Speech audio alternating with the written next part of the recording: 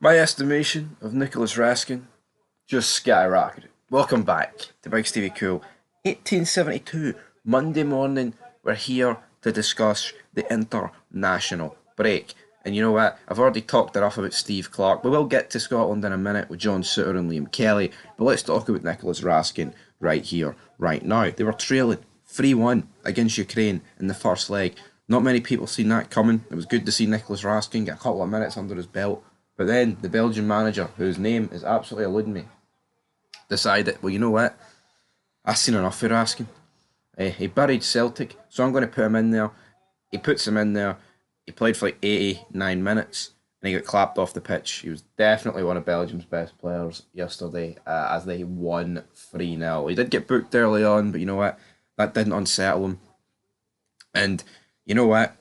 This is just going to skyrocket his value, and Rangers have now got a dilemma. It's, do you sell him in the summer while his value's like this, or do you pen him down to a big new deal? No, what you do.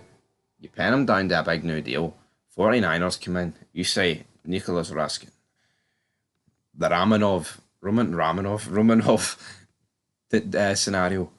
Blank check. There you go, son. Maybe not quite that, but I would definitely try and tie Nicolas Raskin down to a contract, because yeah, we all know this was deep down inside of Raskin to play like this. The problem was consistency. I tell you what, last couple of months, last couple of weeks, he's put up to a level we haven't seen him produce before. And if he can keep doing this from here to the end of the season, into next year and beyond, what a player we've got. But he needs to do it consistently, and I think he's beginning to do it, so I'm very, very happy. Very good for Belgium. Didn't really expect. I don't know. I kind of thought Ukraine would go through, but you know what? Their arse folded, and I don't know where the match was. Was it Brussels? Who knows? But anyway, moving on to the guy to the left of your screen. I believe that's Billy Gilmore in the middle greeting, or is it Tierney? I don't even know. But the guy to the left, right? That is John Souttar. John Souttar was a part of a 3-0 defeat to Greece at home at Hampden. Unacceptable. I mean, I don't want to waste too much of this fed talking with Steve Clarke, but he should not be the Scotland manager, so we move on. John Souttar, you know what, didn't have the worst of games, despite losing 3-0. He made a goal line clearance, and he is better than Grant Hanley. That goes without saying.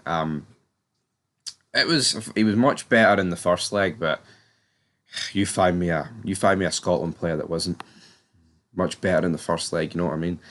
And then we'll have a wee song and dance about it, my friends. But John Souttar I thought was alright in this game. I'd say he was one of our better players, and that's not me blue tinted specs on. I just don't think he really did an awful lot wrong, despite us losing 3-0. Like I say, he saved Hanley's blushes with that chip in the first half. He cleared it off the line. Just too many guys that are over and past, they're past the hill in that Scotland team.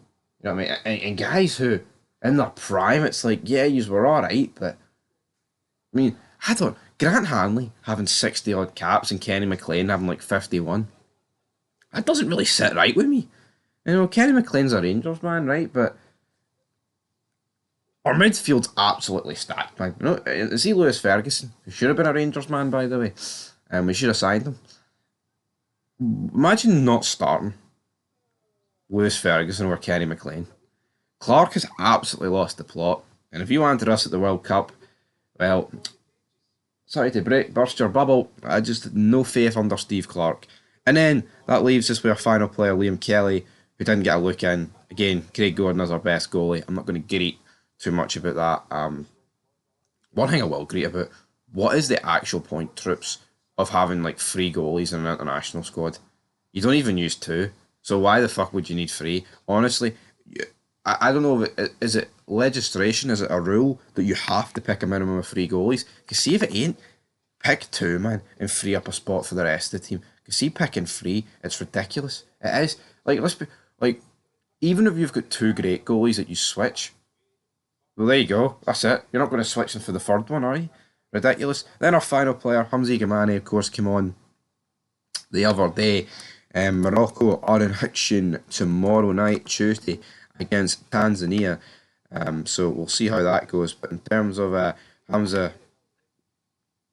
Igamani, I believe he got about 10, 10, 12 minutes. His market value's skyrocketing at the minute. It doesn't actually say. Does it say? Aye, his debut 21st of March. No goals, like, but yeah. Big Hamza money. And I think they're. Is Giannis. I think Giannis Hadji is called up, but I don't even know what he's doing, to be honest. But yeah, that Rabbi Matondo scored for Wales, but do we care about that? You know what I mean? I don't. Anyway, leave your thoughts down below, and peace.